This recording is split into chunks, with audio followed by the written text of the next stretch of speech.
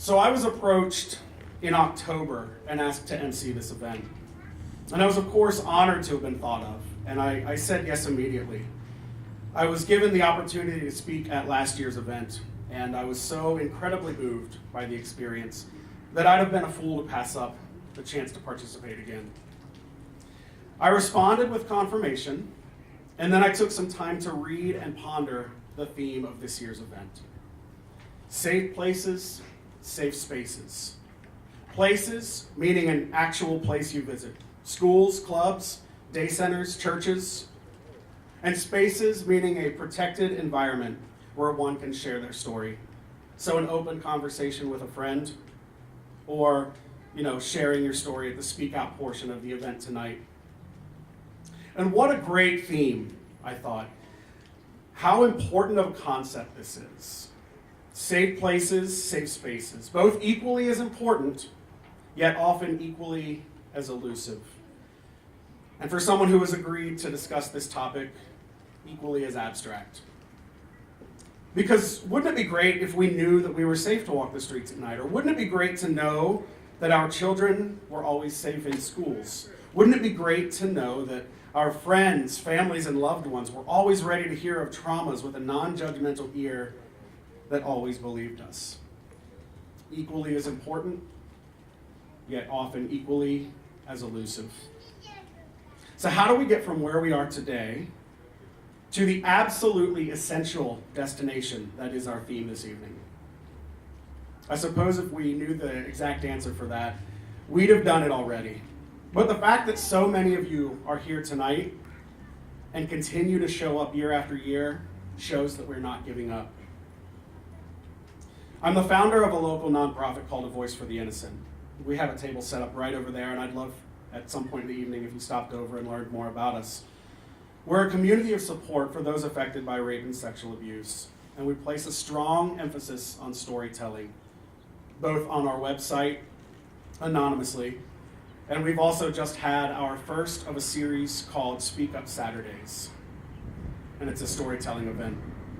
And I'll be honest in saying that I was hesitant and reluctant to set up an event of that nature, but I left the event feeling refreshed, uplifted, and hopeful. I watched 8 storytellers come on stage for 10 minutes each and bare their souls to the other people in the room. They were vulnerable, they were raw, emotional, and they were perfect. And they were allowed to be. The crowd was just small enough to be intimate and just large enough to require a stage and a microphone. But the speakers weren't elevated just because of the wood stage on which they stood. They were elevated by the overwhelming support that came forth from the people who were listening to them. Their ears took in the stories, and their hearts responded not with judgment and not with shame, but with compassion, with empathy. And for an evening, for just a series of moments, I caught a glimpse of a perfect safe space. And it wasn't created by me, and it wasn't created by A Voice for the Innocent. It was created by the people who attended the event. People like those of you who are here tonight. The people we pass on the streets and in our restaurants, the grocery stores, churches, and community centers. The safe space was there because the listeners chose to create it. When I started A Voice for the Innocent with a handful of my closest friends, we started strictly as an anonymous website. It was an issue that was and is still deeply personal to me because, you see, I was sexually abused for 3 years by my father. I was an only child to a single mother, and I visited my dad every weekend. It's a typical setup for a child with separated parents. But after several years, I finally mustered up the courage to tell my mom why I didn't want to go back to my dad's house. I told her what he'd been doing, and she greeted me with compassion, with empathy. And some people might think, of course she did. She's your mother. But as many people know all too well, that doesn't always matter. I was lucky with the response that I got, and I was lucky to have been provided with a safe space. And soon after my mom found out what I'd been through, she got me into counseling. She built up a support system around me, and she made sure every single day that I knew that it wasn't my fault. She made sure that our home was not only a safe space for me, but a safe place for me. The situations that I had endured would not be prolonged there. And it took a combination of both of those things for me to be able to stand up here in front of hundreds of strangers and say that I was sexually abused and it wasn't my fault. And not only that, I can encourage others to stand up and say the same thing. A safe space didn't matter to me if I was in a place where I was still being hurt. And being protected in a place didn't matter if I didn't have the space to tell and heal from my story. Safe places, safe spaces, equally important. On top of working with A Voice for the Innocent, I'm also employed by the Women's Crisis Center of Northern Kentucky. I'm a high school and community educator for a violence prevention strategy called Green Dot. I actually heard of Green Dot for the first time when I was preparing for the speech that I gave last year at Take Back the Night. And the concept is a simple one of culture change that we see time and time again. And this idea has been harnessed and aimed at changing a culture that allows violence to continue. If you think about the various changes that we have seen in our lifetimes, from civil rights to Facebook, from the music we listen to the way we listen to it, it all comes down to individual choices. There is no law that can be passed that will rid us of violence. It comes down to individual decisions and actions. If you think of a map of your community and imagine on it are red dots, and each red dot is a small moment in time, a decision, a choice to act violent. It's a decision someone makes to have sex with someone without their consent. It's the choice someone makes to hit their partner. And with these red dots, green dots are the answer. They too are small moments in time, but they're moments when we decide to check in with someone because we think they're having a hard time in a relationship.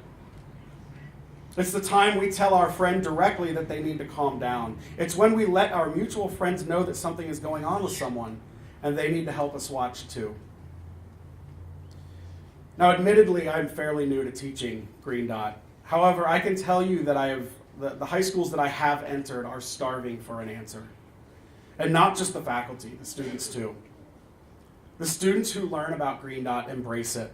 They make it theirs, and they are already shifting culture in their schools. There was a 5-year study funded by the CDC. It was measuring the results of Green Dot in the schools that implemented the strategy. These schools have implemented Green Dot. They show a decrease of sexual violence of over 60%, and other violence was brought down up to 50% in some cases. A significant decrease in violence, all made up by small individual choices to no longer allow violence to run rampant in their schools. Individual choices to take their schools and turn them into safe places. Now, I don't know if Green Dot is the final answer for all of our problems. I don't know if A Voice for the Innocent is either, and I don't know if Take Back the Night is. But I assume they, along with many other people and organizations, are just larger pieces of a puzzle. And I know that a day will come when we no longer hold Take Back the Night events to stand up against sexual and domestic violence, but we will hold them to remember those who were affected by it. We will hold Take Back the Nights as a victory ceremony. And I know there will be a day when we don't have to teach high school students about red dots because their maps are already green. And I know that there will be a day when we can shut down A Voice for the Innocent's website because there are no more stories to tell. We aren't there yet, but we will get there because we have no other choice. In 2013, the Department of Justice released the results of a 20-year crime and victimization survey. The survey's results say that from 1993 to 2013, sexual violence has actually been reduced nationwide by 49%. There are still so many people being affected by violence every single day. And I know that there are thousands of therapists and counselors and advocates and many more people who would say that their day-to-day work in helping those people affected by violence hasn't changed. And I hear and respect and acknowledge that.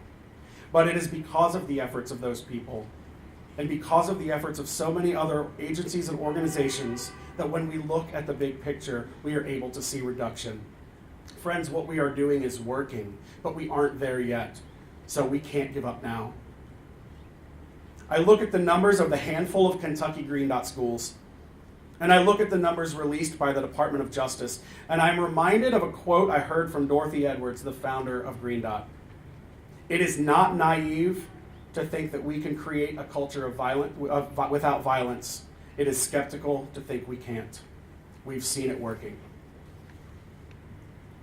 So many of us here tonight have been affected by sexual violence, by dating violence, by stalking. Tonight, we say no more. Not me, not my children, not my grandchildren. Things will be better for them.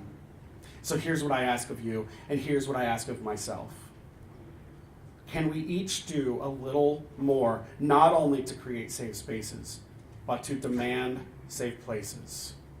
When people walked into my storytelling event a few weeks back, I had no idea what stories they carried in with them, but I saw the connections they carried out. What if we all just assumed that every person we encountered in our day-to-day lives has a story that they carried with them? What if we assumed that every person we saw online has dealt with a trauma that they're healing from? And what if we stopped letting ourselves be divided and instead said we want a safe community for everybody, regardless of political stance, religion, race, gender identity, or any other labels we use to classify ourselves? What if we all tried to treat everyone with a touch more compassion, empathy, and love? Create safe spaces and demand safe places. They need each other just like we need each other. Thank you.